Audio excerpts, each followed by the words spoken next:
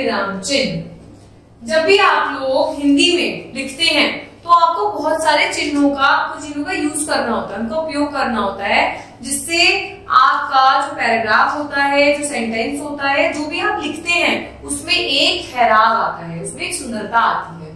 तो आइए पढ़ते हैं विराम चिन्हों के बारे में। विराम का अर्थ होता है रुकना या ठहरना।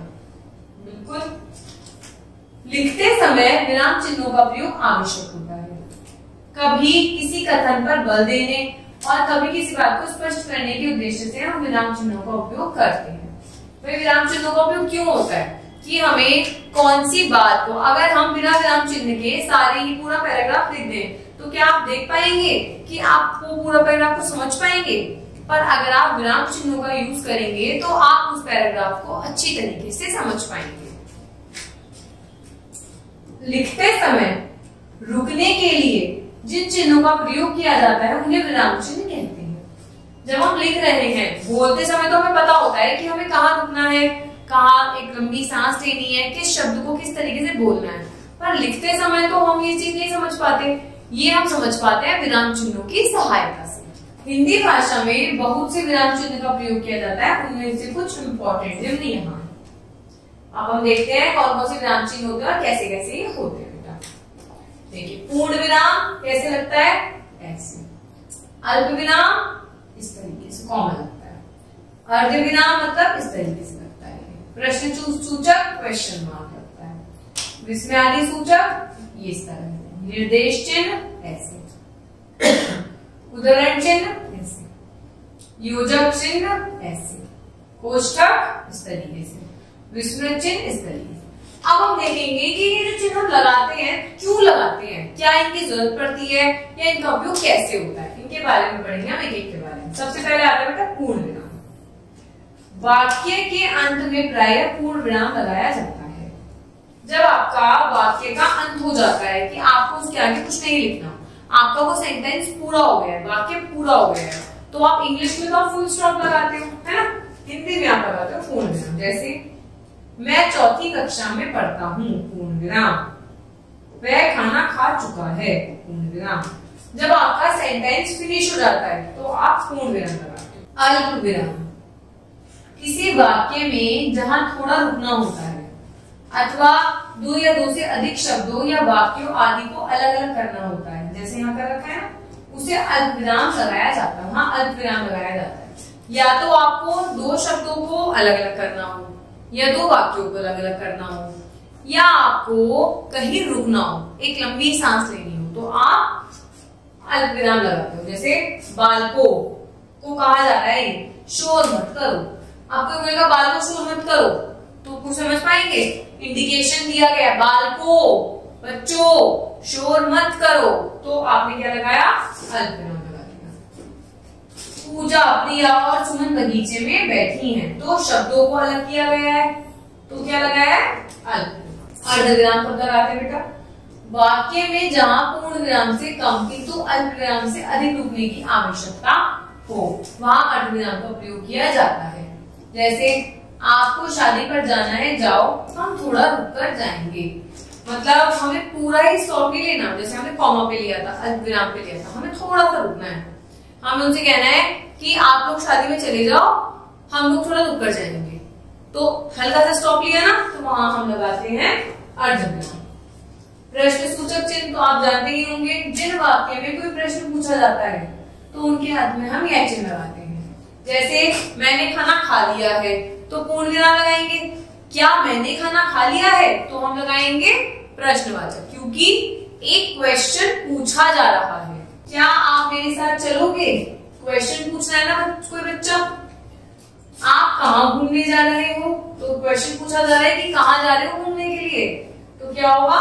प्रश्नवाचक लगेगा। विस्मयादि सूचक चिन्ह कैसा होता है? एक्सक्लेमेटरी बोलते हैं इंग्लिश में। जिन वाक्यों में हर्ष, घृणा, शोक, उत्साह, आनंद आदि भावों का बोध होता है, वहां विस्मयादि चिन्ह लगाते हैं। जहां हमें एक्साइटमेंट, खुशी मिलेगी, हम घृणा करेंगे, हम दुख होगा, हमें एक्साइटमेंट होगा, हमें खुशी होगी, जहां इस तरीके के भाव आ जाते हैं, हम फिर लगाते हैं विस्मयादि सूचक। जैसे अरे आप कब आए, तो एक एकदम अचानक से उसको दिमाग में आया कि अरे, तो एकदम से क्या हुआ, हर्ष हुआ, अरे आप कब आए। हाय, बेचारा छोटी सी उम्र में चल बसा, मतलब उसे दुख हुआ कि अरे हाय, हाय के बाद क्या लगा, ये वाला चिन्ह लगाया। तो उससे पता चला कि एक फीलिंग, भाव बताया गया है। निर्देशक चिन्ह, यदि किसी बात का उदाहरण आगे दिया गया हो तो हम निर्देशक चिन्ह का प्रयोग लगाते हैं। हमने कोई परिभाषा तो बता दी, अब हमें उसके उदाहरण के बारे में बताना है, तो हम क्या लगाएंगे, निर्देशक चिन्ह। जैसे जैसे पूनम ने कहा मुझे आगरा जाना है। माता जी ने रवि से कहा लोभ पाप का कारण है। तो क्या हुआ, इसका उदाहरण बताया गया है। भाई माता जी ने रवि से क्या कहा है, लोभ पाप का कारण है। उद्धरण चिन्ह क्या होता है, जब कहने वाले को कथन को ज्यों को त्यों उसी शब्दों में लिखना होता है। जैसे कि मुझे आपसे कहना है कि अरविंद ने मुझसे कहा, जो अरविंद ने कहा है मुझे वैसे वही चीज लिखनी है, मैं पागल हूँ या मैं खाना खा रहा हूँ। तो मैं क्या लिखूंगी, अरविंद ने मुझसे कहा मैं खाना खा रहा हूँ, तो मैंने उसी के शब्द उसी शब्द में कह दिए।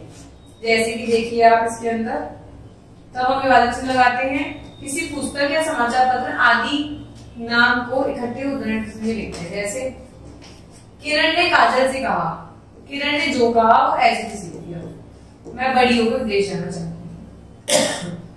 तुलसीदास जी ने रामचरितमानस में ग्रंथ लिखा, ठीक है, तो क्या लिखा, जो बताना होगा वो सीधे ही लिखा जाएगा, ठीक है। अब हम पढ़ेंगे योजक चिन्ह के बारे में। योजक चिन्ह क्या होते हैं, डैश होता है वैसे तो, यह एक छोटी सी रेखा है जिसका उपयोग दो शब्दों को जोड़ने के लिए किया जाता है। जैसे माता पिता, हंसते मुस्कुराते, या फिर अगर हम लिखेंगे सास ससुर, या हम लिखते हैं मोटा पतला। जब हम दो शब्दों को जोड़ते हैं तो हम क्या करते हैं, हम ये वाला चिन्ह लगाते हैं, हमें दो शब्दों को जोड़ना होता है, योजक चिन्ह यूज करते हैं। कोष्ठक, ब्रैकेट, कोष्ठक के भीतर ऐसे शब्द वाक्य रखे जाते हैं जो मुख्य वाक्य का अंग नहीं होता। किसी शब्द अर्थ को स्पष्ट करने के लिए इसका प्रयोग किया जाता है। कभी कभी ऐसा होता है कि वो चीज हमें इम्पोर्टेंट तो नहीं होती पर उसके बारे में बताना इम्पोर्टेंट होता है। जैसे शौर्य है, शौर्य नाम है पर इसके बारे में बताया गया है कि वो कौन है, पुनीत का भाई है, कल हवाई जहाज से लौटा था, तो उन्हें क्या करा, उसको रॉकेट पैकेट में कर दिया। हमारे देश में प्रधानमंत्री ब्रैकेट में कर दिया, हमारे लिए आदरणीय है। भाई प्रधानमंत्री तो बता दिया कौन है, शौर्य नाम तो आ गया पर इसके बारे में जरूरी नहीं है, लेकिन अगर हमें थोड़ा बहुत बताना हो तो हम कोष्ठक में से लगा देते हैं। विस्मृत चिन्ह क्या होता है बेटा, वाक्य लिखते समय यदि भूल से कोई शब्द बीच में छूट जाता है, कभी कभी ऐसा भी होता होगा जब आप लिखते होंगे तो हो सकता है कि आपसे कोई शब्द छूट गया हो, भूल गए हो आप लिखना, तो आप ये वाला चिन्ह लगा सकते हो। जैसे लिखा हुआ है, यह पुरस्कार उसे दे दो, अब हम उसे लिखना भूल गए तो हम क्या करेंगे, ये विस्मृत चिन्ह लगाएंगे और ऊपर लिखेंगे। तो इस तरीके से जो भी शब्द छूट जाता है वो हम इसके द्वारा लगा देते हैं। हाल इसके अलावा बहुत सारे हिंदी में चिन्ह होते हैं जिनका उपयोग हम करते हैं हिंदी भाषा में लिखते समय, पर ये जो चिन्ह थे ये बहुत इंपॉर्टेंट चिन्ह है, इनके द्वारा हमारी भाषा स्पष्ट हो जाती है लिखते समय।